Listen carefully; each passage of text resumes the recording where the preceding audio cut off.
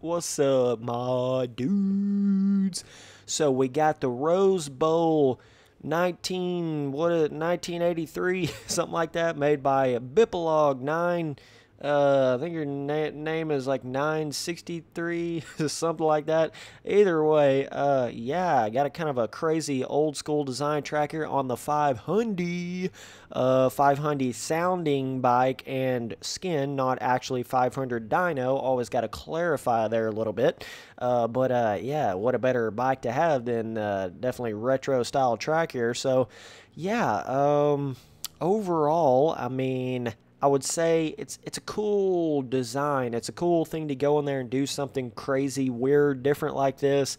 To go in there and kind of make something like an old retro style track or whatever. I love when people go in there and try to do different stuff like that. So shout out to him for doing that.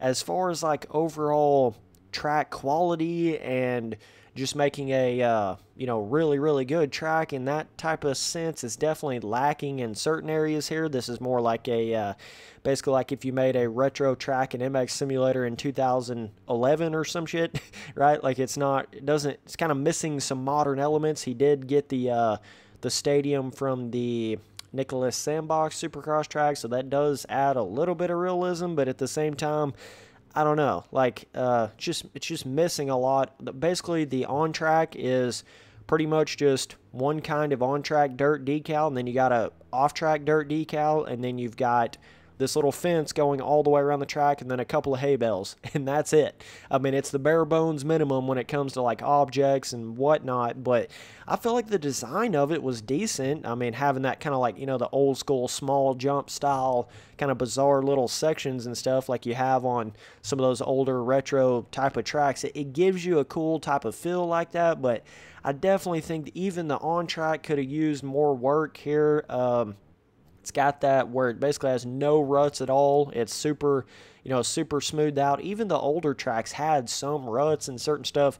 Bit of changing terrain. This can give you somewhat of the feeling like you're riding on a perfectly flat kind of track. It kind of loses a little bit of that realism there, but the jump design and everything, as far as like how small he made the jumps and kind of the rolled off nature that they had back then, he got that aspect fairly well there, but everywhere else she's just a little lacking in certain places as far as that type of sense goes. But yeah, I mean, I enjoyed it. I thought it was a fun little kind of go in here and mess around for a couple minutes on it type of track, but I'd like to see this sort of idea expanded upon, and people going in there and really making a lot of the old school retro replicated kind of real life style tracks and trying to get the jump design like they were back in the day and certain stuff like that.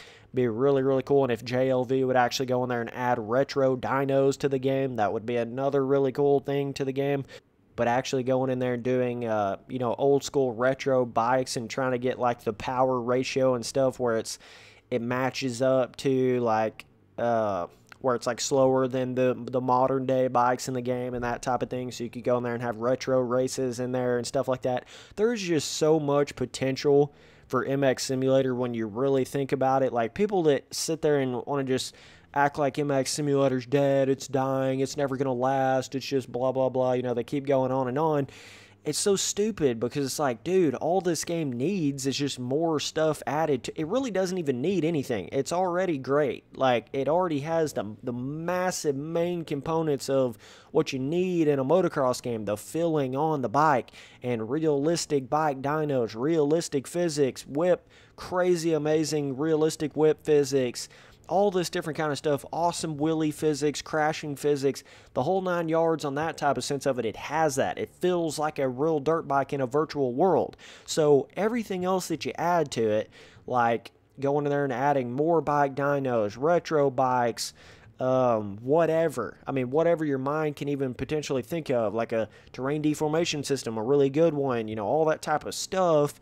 That's just adding on to the already amazing base of a cake that you got going on here.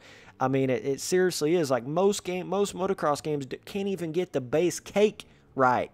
They can't even get it close to being right. So then it's like, how can you even think about adding on to a game that's not even right to begin with?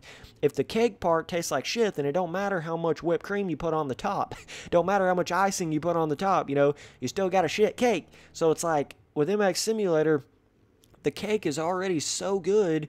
When you put the icing on it, it's just, it's just making it a little better. It's not like it has to have it, but it's adding on to it, man. So that's kind of what I go into saying when I say stuff like that. But yeah, be awesome to have like a actual retro dyno race on older tracks, and just for the fun of it, just for the hell of it, to have it in the sim. It's so cool with MX Simulator because the feeling on the bike is so realistic. So when you add stuff like retro bikes or 85s or 500s or whatever the case may be, you're getting that in a game that feels like real life riding, but in a video game. So it's like you're actually riding an 85 in a video game, but it's like a real 85. You get what I'm saying? So everything that they add to this game, it's so cool when you have a game that feels this realistic like this. So either way, I mean, you can see the decal work here, fairly basic. Like I'm saying, it's pretty much like, feels like a retro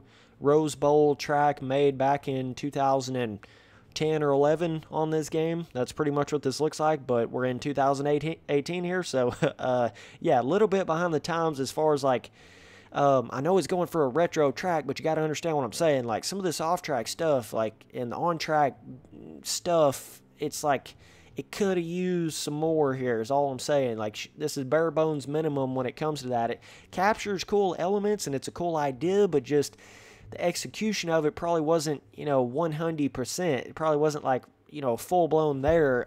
So either way, I'm going to give this track a 5 overall, and I'm going to say I feel like it's pretty average, right down the middle. It's a cool design, but missing elements, so, right down the middle, I would say 5 overall for this. So either way, man, I would say the difficulty, you're looking at easy. Obviously, super easy design track, especially if you're on a brand new dyno, like a 2016, 17, 18 bike, something like that. So yeah, man, appreciate you guys watching all the videos. Later, dudes.